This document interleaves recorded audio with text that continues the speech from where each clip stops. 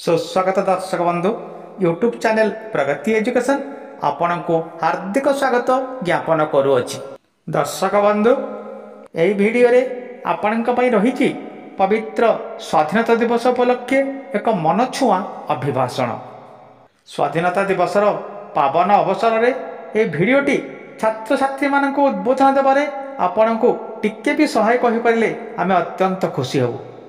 भिडटी आरंभ करने पूर्व आपण को आम एकांत अनुरोध ये भिडटी आपण मन को पाइले गोटे लाइक करने को आदौ कुंठाबोध करेंगे नहीं एवं नुआ ही आम चैनल को देखुले चैनल को सब्सक्राइब करने ताहले आउ काला विलंबन कर आरंभ करवा देखा पवित्र स्वाधीनता दिवस उपलक्षे एक मन छुआ अभिभाषण। वरेण्य सभापति महोदय, सम्माननीय प्रधानाचार्य, निमंत्रित अतिथिगण, मोर सहकर्मी शिक्षक और शिक्षार्थीवृंद तथा मोर अति आदर छात्र छात्रीगण, पवित्र स्वाधीनता दिवसर सु अवसर में समस्त को मोर हार्दिक शुभेच्छा और शुभकामना।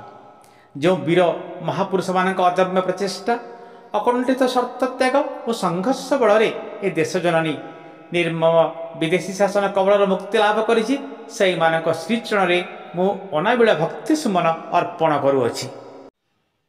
पिलाए कहिबार आवश्यकता नहीं जे आज हेउछि आम पई एक गर्व और गौरवर दिवस।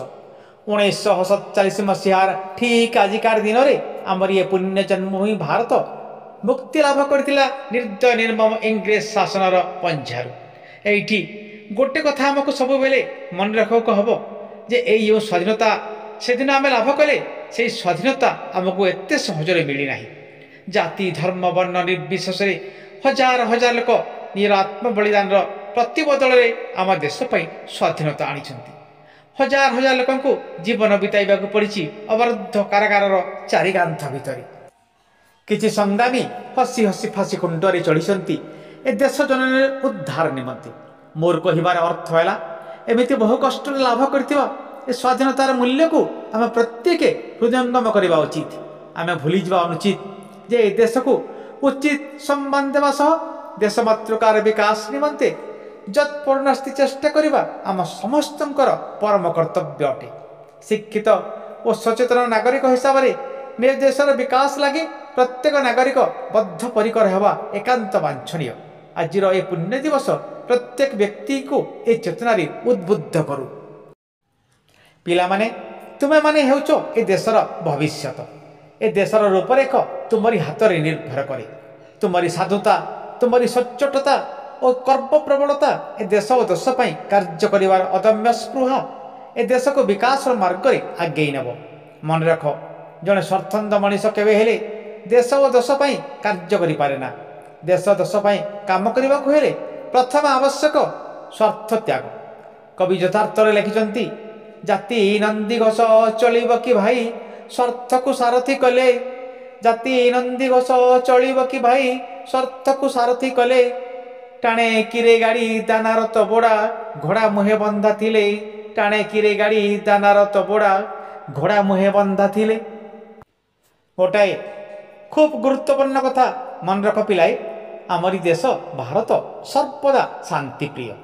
जुगे जुगे ए देश तार यही गुण सकाशे विश्व वंदित अटे। किंतु कौन सी प्रकार अन्याय और अत्याचार को ए देश केबे भी बर्दाश्त करि पारे ना। यार ज्वलंत नमूना है आम स्वाधीनता संग्राम। निर्मम इंग्रेज शासन विरुद्ध रे समुचित जवाब देवाको ए देश कुंठाबोध करि नाही। निज स्वार्थ सकाशे आम अन्य काहाको विपद मुख को ठेलिबा नाही, किंतु अन्य के तार स्वार्थ पई आमको विपद रे पकाइबाको चेष्टा कले आम तार ठिकणा जवाब देवा। पिलाई ए जीवन कर्ममय।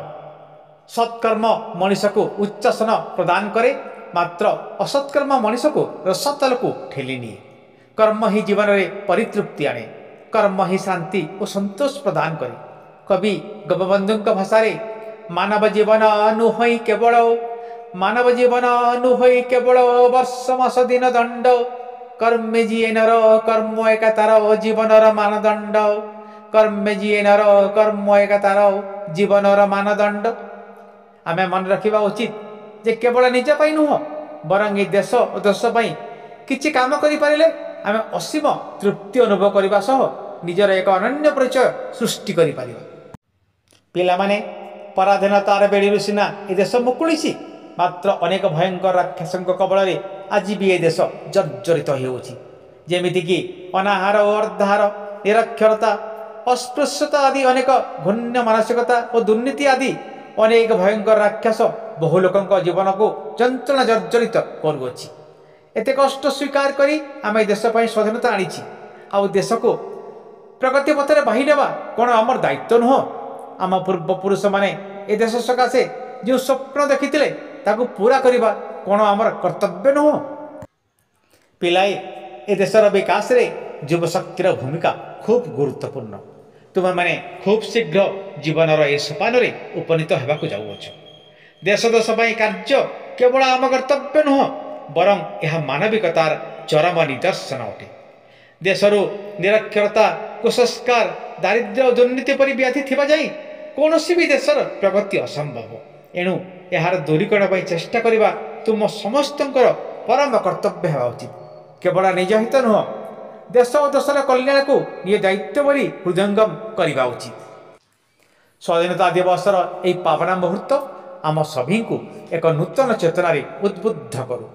କେବଳ ନିଜର ବିକାଶ ନୁହଁ, ବରଂ ଦେଶ ଓ ଦେଶର ବିକାଶ ପାଇଁ ପ୍ରଚେଷ୍ଟା ଆମ ସଭିଙ୍କ ଜୀବନର ପରମ ବ୍ରତ ହେଉ। ଏମିତି ଏକ କାମନା ସହ ମୋର ବକ୍ତବ୍ୟକୁ ମୁଁ ଏଇଠି ବିରାମ ଦେବାକୁ ଚାହିଁବି। ଜୟ ହିନ୍ଦ, ଜୟ ଭାରତ। ଦର୍ଶକ ବନ୍ଧୁ, ଏଥିସହିତ ଆମର এই ଭିଡ଼ିଓର ଏଇଠି ପରିସମାପ୍ତି। ଏ ଭିଡ଼ିଓଟି ଆପଣଙ୍କ ମନକୁ ପାଇଥିଲେ ନିଶ୍ଚିତ ଭାବେ ଗୋଟେ ଲାଇକ୍ କରିବେ ଏବଂ ନୂଆ ଆମ ଚ୍ୟାନେଲକୁ ଦେଖୁଥିଲେ ଏହିପରି ଉପଯୋଗୀ ଭିଡ଼ିଓ ପାଇବା ନିମନ୍ତେ ଏବେ ହିଁ ଚ୍ୟାନେଲକୁ ସବସ୍କ୍ରାଇବ୍ କରିନେବେ।